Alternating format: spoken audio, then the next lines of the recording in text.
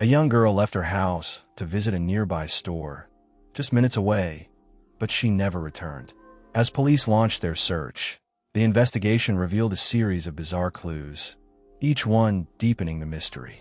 For years, the case remained unsolved, haunting investigators and loved ones alike. Then, decades later, the truth finally emerged in the most unexpected way imaginable. Christy Wesselman was born on April 19, 1970, in Glen Ellen, Illinois. She grew up there with her mother, two older brothers, and a sister. Their town was known as one of the safest in the area, and Christy loved being outdoors. She often spent hours exploring the neighborhood with other local kids. At school, Christy was well-liked, with many friends, and she was very involved in school activities. She was even elected class vice president and played both volleyball and softball. In the summer of 1985, 15-year-old Christy was taking summer classes and spent most of her free time with friends.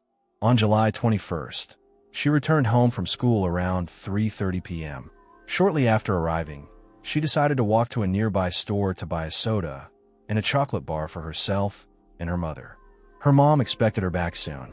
Chris had only been gone for a few minutes. The store was close by, but as time passed, it became clear something was wrong. At first, her mother assumed she might have run into friends and gone off with them. In those days, without cell phones, there was no way to check in, so all she could do was wait. As evening fell, her worry deepened. She called Chris' friends, but none had seen her that day. Growing desperate, she retraced Chris' steps to the store, scanning the streets along the way, but there was no sign of her. The family spent hours searching, yet by 1:50 a.m., Chris was still missing. Her mother finally called the police. Officers immediately began piecing together Chris's last known movements. They spoke with the store clerk, who knew Chris well. He had even babysat her years before. He confirmed she had stopped by around 4 p.m., bought chocolate bars, and left. She hadn't mentioned her plans, but the clerk said she seemed cheerful, with nothing unusual about her behavior. A few other witnesses had seen Chris to the store, but none remembered where she went afterward. Police questioned all her friends, thinking she might have lost track of time with them, but no one had seen her. With no leads, investigators focused all their resources on a street-by-street search, but by then, it was already the dead of night. The search grew even more challenging. Despite their determination, there was no trace of Christy, no clues, no leads, nothing. The effort stretched into the early morning, and by midday, a fresh team of officers took over. One investigator suggested retracing Christy's likely path, theorizing she had taken the shortest route from her house to the store, a shortcut through a nearby field. Back then, a large vacant lot with tall grass separated the neighborhood from the store.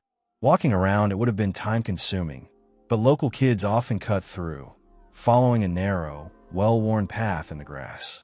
The detective followed this trail, and as he moved through the overgrowth, something unusual caught his eye. Pushing aside the grass, he made a grim discovery: a human body. It was Christy. He immediately called for backup, and her body was sent to the medical examiner for analysis. Forensic specialists scoured the scene, but found nothing. No footprints, no personal belongings, no tangible evidence to explain what had happened. The autopsy revealed Christy had died from 8 stab wounds. There was also evidence of sexual assault, and biological material from the perpetrator was collected. However, in 1985, DNA testing was still in its infancy and rarely used in criminal investigations. With no way to process the sample, it was stored for future reference. Christy's mother provided another critical detail. Christy had been wearing a pearl ring that day, but it was missing, neither on her body nor at the scene. Detectives suspected the killer had taken it and alerted pawn shops to watch for anyone trying to sell it. With no physical evidence, the investigation shifted to finding witnesses who might have seen Christy or her killer near the field that night. Investigators tracked down several people who had taken the same path around the estimated time of the murder, but none reported seeing anything suspicious. This was puzzling because Christy's body lay just a few yards off the trail, though concealed by tall grass, making it nearly invisible to passersby. Even more baffling was the fact that a family had been hosting a barbecue in their backyard only a short distance away. yet no one recalled hearing or noticing anything unusual. Similarly, an employee at a nearby gas station, located about 60 yards from the field, worked his entire shift that day but noticed nothing out of the ordinary. To the police, the situation seemed inexplicable. So many people had been close to the crime scene, yet there were no witnesses, no screams, no signs of struggle. Investigators theorized that the killer had either followed Christy from the store or confronted her on the path, then quietly led her a few yards into the tall grass before killing her without a sound. Detectives considered the possibility that Christy knew her attacker, which might explain the lack of resistance or cries for help. Given the small-town nature of the community, where many residents were familiar with one another, police began scrutinizing every man who had known Christy. However, this line of investigation led nowhere. They also compiled a list of local men with prior violent convictions, but after reviewing multiple suspects, none could be linked to the crime. For months, the case remained at a standstill, leaving investigators frustrated and the mystery unsolved. For years, investigators diligently pursued every lead and scrutinized new suspects in Christie's case, but each path led them to another dead end. The frustrating stalemate lasted 3 long years until an unexpected breakthrough emerged in 1988. By then, DNA analysis had become a pivotal tool in criminal investigations, prompting detectives to collect samples from all previous suspects. Most individuals cooperated, and none matched the biological evidence from the crime scene, except for one person who refused, Dana Henry, a 34-year-old man who lived near the field where Christie's body was discovered. Henry had been on law enforcement's radar since the early days of the investigation, but had always maintained his innocence. His refusal to provide a DNA sample, however, raised suspicions, leading detectives to seek a court order. At the hearing, Henry continued to proclaim his innocence, but he was held in contempt of court and jailed for several days. Under mounting pressure, he finally relented and submitted a DNA sample, only for the results to confirm he was not the killer.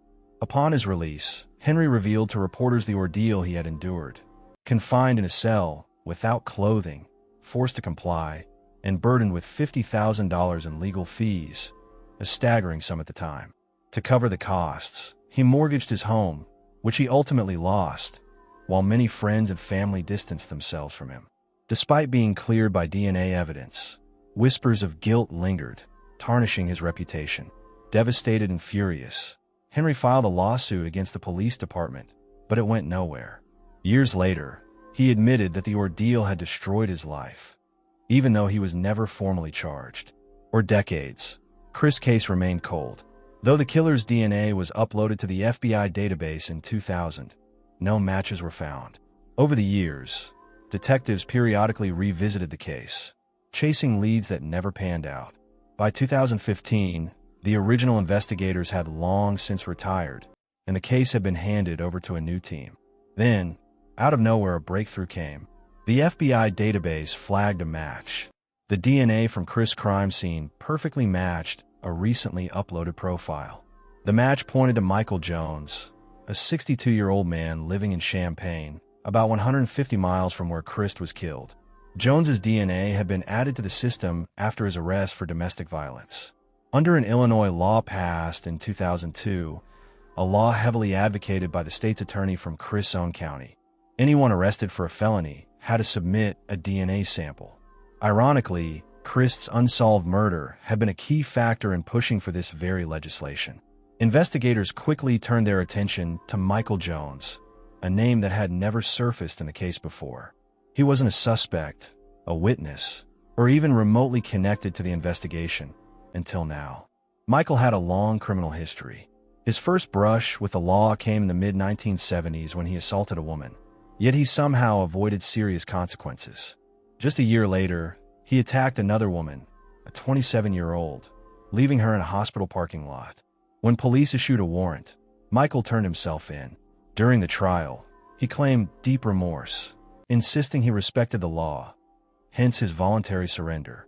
He also argued that mental health struggles drove his actions, but an independent psychiatrist found him fully aware of his crimes. He was sentenced to 10 to 20 years in prison, but was released early for good behavior after just 6 years, returning to the streets by 1983, 2 years before the murder. Shockingly, his victim wasn't notified of his early release. She later said she would have fought it had she known. After his release, Michael married, but his first wife left him in 1994 and secured a restraining order due to his disturbing interest in one of her young relatives. Despite this, no charges were filed. In 1999, he was arrested again for assaulting a family member of his new girlfriend. Detectives also discovered that Michael frequently took long, solo motorcycle trips, often visiting relatives in Chicago. Christy's town lay on the outskirts of his usual route, making it possible that he passed through the area while traveling to visit his family. If true, this would explain why he never drew the attention of detectives. Staying only a few hours would have made tracking his presence nearly impossible. When police first contacted Christy's mother about Michael, she admitted she had never heard his name before. Over the past 3 decades, investigators had reached out to her multiple times with questions, so this latest call seemed like just another routine inquiry. But everything changed when authorities obtained a new DNA sample from Michael while he was in prison. The results confirmed, once and for all, that he was the killer. Detectives visited Christy's mother in person to deliver the news. After all these years, the man responsible for her daughter's murder had finally been caught. Before formally charging Michael, investigators spoke with his ex-girlfriend, who revealed unsettling details about his behavior. She described him as volatile, calm one moment, then flying into a rage without warning. She also mentioned his obsession with detective novels and crime TV shows, leading police to suspect he might be linked to other unsolved crimes. His frequent solo trips, criminal tendencies, and fascination with criminal investigations suggested he knew how to cover his tracks and avoid leaving evidence behind. After building their case, police officially charged Michael on September 18, 2015. Despite his denials, the case moved forward, but the legal process dragged on for 3 long years before the trial finally began. Until 2018, prosecutors pushed for a life sentence, but ultimately, Michael chose to plead guilty in exchange for a reduced sentence.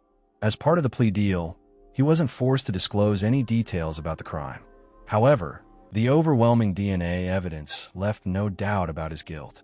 In the end, the judge sentenced him to 80 years in prison, with parole eligibility no earlier than 2095, effectively ensuring Michael would likely never walk free again. Christy's family expressed gratitude toward investigators for finally closing the case. Her mother also voiced her anger over Michael's early release in 1983, stating that if he had served his full 10-year sentence, he wouldn't have been free to attack her daughter, and Christy might still be alive today. Henry, the man initially wrongfully accused of the crime, attended the real killer's trial. In a later interview, he shared how the false accusations had shattered his life, leaving scars that still hadn't healed decades later. He had hoped witnessing justice would bring him peace, but it didn't. Henry also revealed that, despite the ordeal, no one from the police department ever apologized to him, let alone faced consequences for the irreparable damage they caused. What are your thoughts on this case? Share them in the comments below, and if you found this story compelling, don't forget to like this video. Thanks for watching. Share.